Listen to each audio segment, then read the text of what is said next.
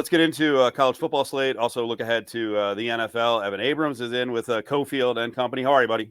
I'm doing good, man. Good. I mean, I love these weeks. Week 5, I feel like we're into the mix, right? Let's go. Well, I still feel like we're all kind of, maybe not you. I'm still scuffling, kind of like I love the beginning of the season because I think there's a lot of overreaction value, but maybe we're starting to settle in. I don't know if we are in college football. Now, it's interesting. We're going to hit on a bunch of games here. You got a bunch of great trends up on Action Network. And one of the things I know you wanted to get into were October trends, including Mike Gundy, who for some reason in the past has been what in October? Yeah, ridiculous. 46 and 25 against the spread over the last 20 years. He's the most profitable coach in our database. We use Bet Labs at Action Network, which is a proprietary system, et cetera, et cetera. But 46 and 25 against the spread, best of any coach. Second, Brian Kelly.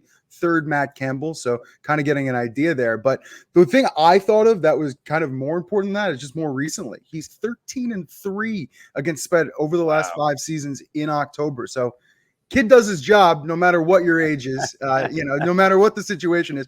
The interesting thing, though, about that game is kind of the spread. Look ahead was 8 down to 3.5. So kind of gives you an idea of what they feel like West Virginia could bring to the table here.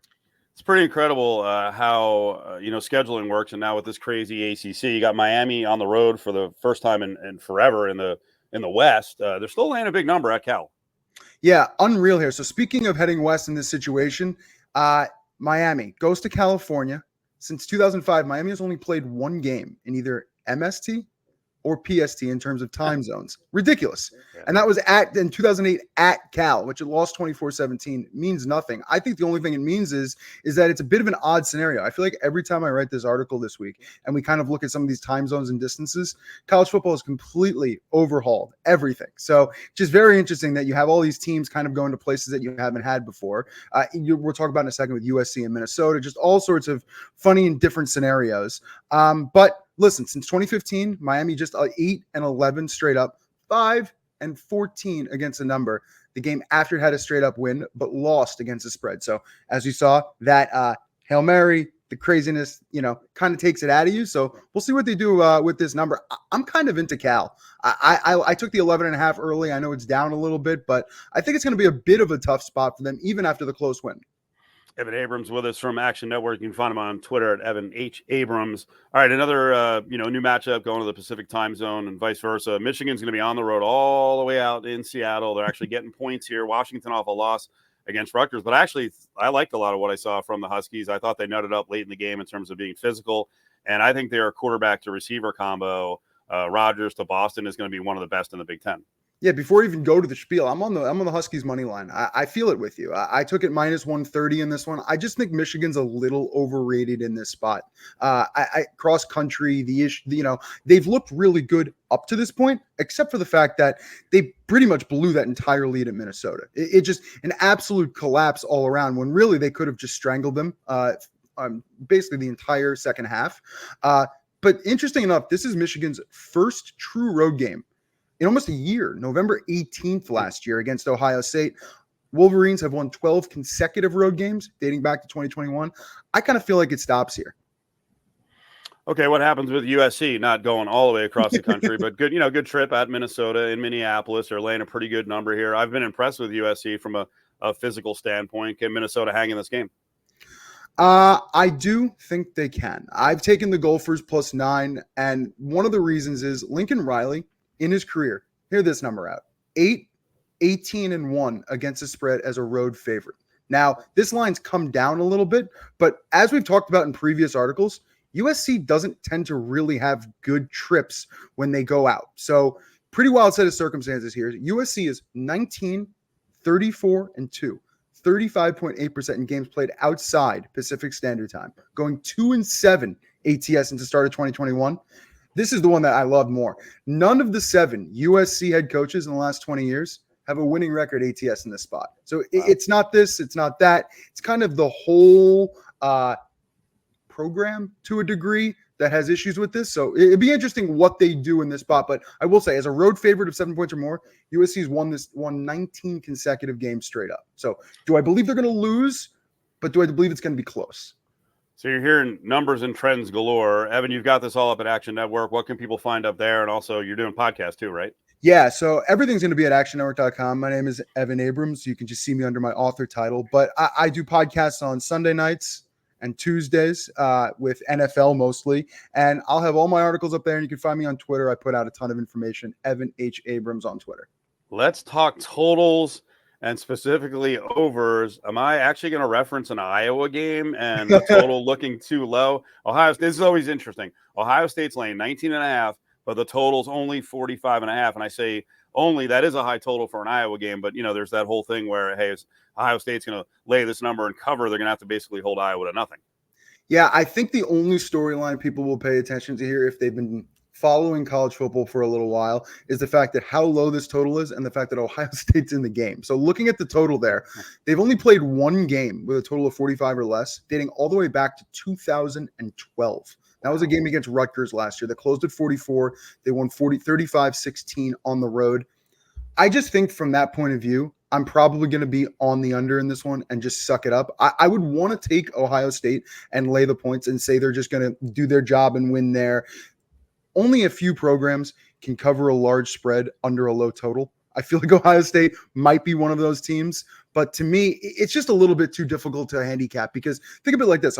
Iowa, again, you mentioned 4-0 to the over. They've absolutely never done that, dating back to all my data, 25 years. Iowa's just never started that hot to the over. Now, it has to do with the low totals, but also they were 21-6 to the under over the last 3 years entering this year. So just an absolute turn of the table. So a little bit tough of a handicap, right? Oh, no doubt. Alabama and Georgia, you come out of this game, you figure, let's say on the Alabama side, you're beat up. That next game might be hard to get up for. What are we looking at with Bama nearly laying 24 on the road against Vandy? Yeah, I mean, I'll say this off the bat. I like the Vandy at 24.5. I love the QB. I love the spunk. I love what he's put to the table for Vanderbilt. I'm pulling upsets already. He's really made the program top notch for the conference in a sense, right? Like they're showing up in times that they hadn't shown up before. But the number you're referring to, so after Alabama plays Georgia, they've really taken care of business. 12-2 straight up, 8-6 against the spread since 1990 after facing the Bulldogs. So, other than that, I'm just not really sure what to do with this, aside from the fact that Alabama has faced Vanderbilt 3 times since 2010 with spreads of 40.5, 20, and 29. All 3 were covered by the Tide. I just feel like it's going to flip in this one. Evan Abrams with us on Cofield and Company here on ESPN Las Vegas. We're also on up in Reno and Northern Nevada for this hour. So I want to hit a couple of regional games. First, Nevada's taking on San Jose State. I actually think this number is too small. I think San Jose State has a chance to whack the Wolfpack here. I don't love – and I like what I've seen from the Wolfpack, but I don't think their schedule leads me to believe that they're going to be able to stay in this game. And I like what Coach Ken is doing at SJSU. You and I are on the exact same side, and I like when I hear it. So the look ahead was 10. I like the 6.5. Tickets and the money are all on San Jose State.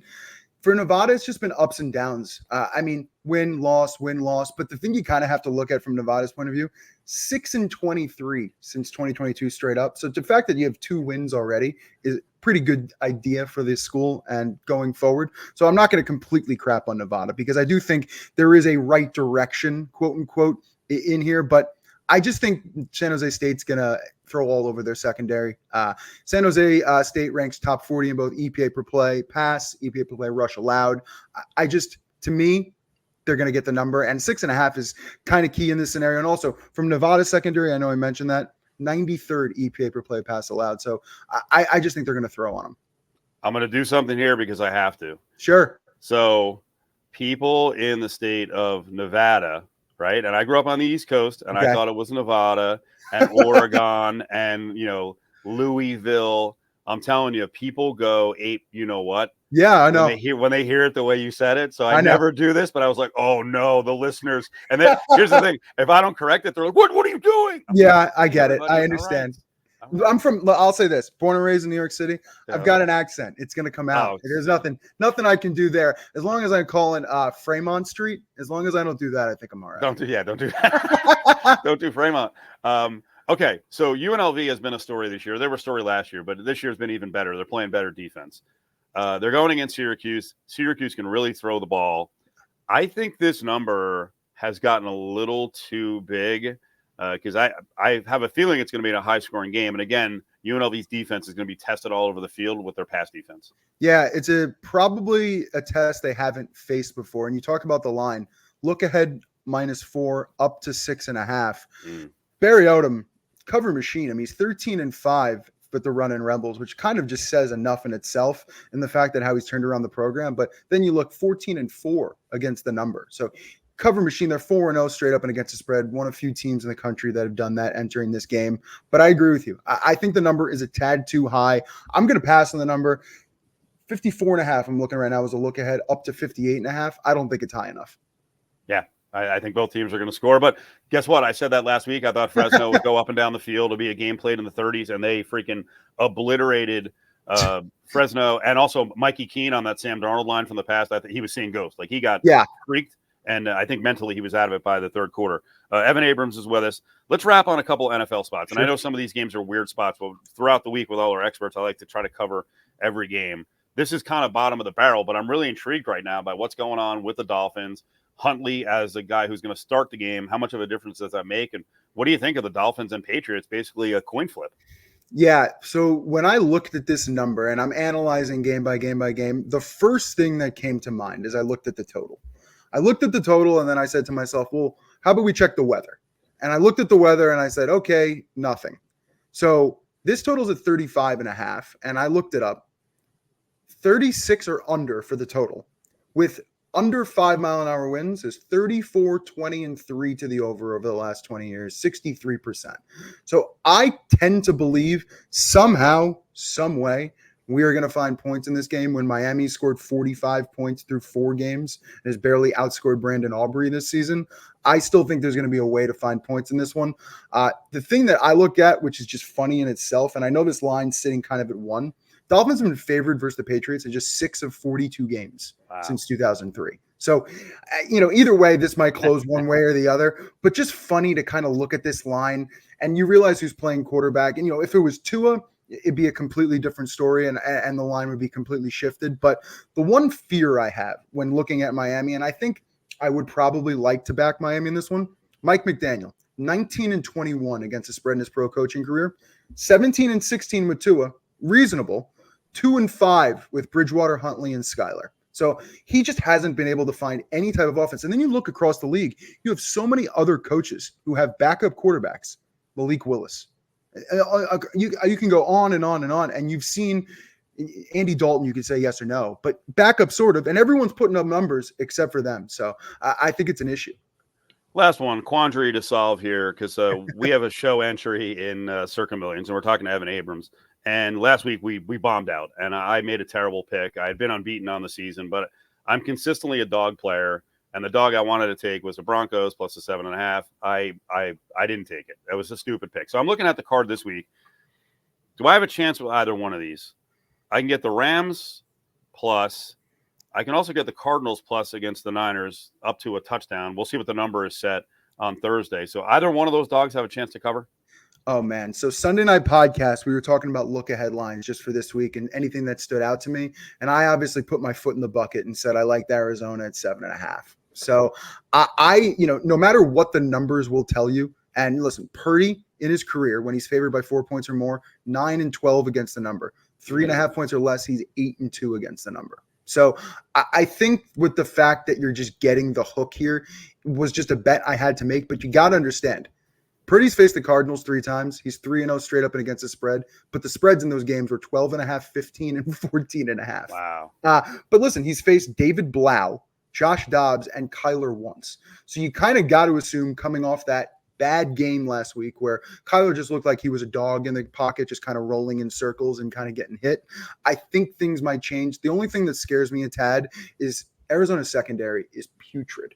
So, and Purdy's been, if you look at the numbers last year and 4 weeks this year, he's the same quarterback. So I don't necessarily think he's changed at all. Just as efficient, completion percentage basically up there as well.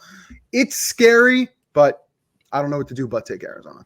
Evan, one more time, give the Vegas audience the skinny on what's up on Action Network. Sure. Evan H. Abrams on Twitter. You've got both of my college football and NFL articles. You can just click my author name and find all of my action on there. And I'm on the Action Network podcast. Sunday night, we do NFL recap. And Tuesday, I'm on the roundtable where we have different guests all over the network. come find me and interact. I'm happy to help.